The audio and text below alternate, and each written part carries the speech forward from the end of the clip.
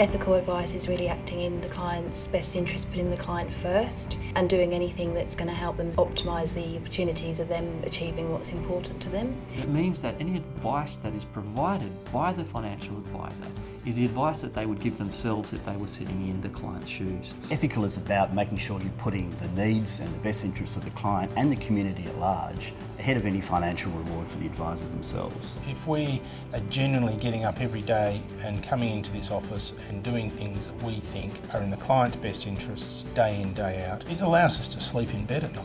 I think for clients to understand if the advisor's working in their best interest, it's really got to be centred around what they're trying to achieve. You can be independent and still not be providing the right sort of advice to the client. Holistic is another one that I really like at the moment that's getting a bit overused, and I'm not sure people really understand what it means, but it tends to sound good. Again, it still doesn't mean that you're getting advice that's really in the best interests for what you're trying to achieve.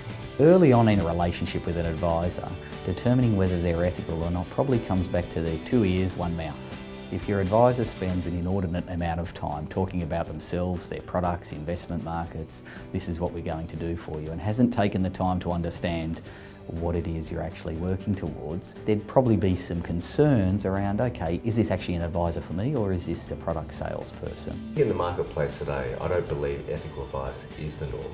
I don't think everyone is acting in the client's best interest. Ethical advice to me is really the advice that you give your mum and dad, and I don't see that happening every day. I believe that the process developed by Certainty Advice to truly understand why the client wants or needs advice, and then providing solutions that are focused on those needs and those whys, is fundamentally the right way to provide any kind of advice. When you're working with people and giving financial advice, there's a lot of trust that people put in you because they don't understand the industry, and that's why it's important for me to give ethical advice.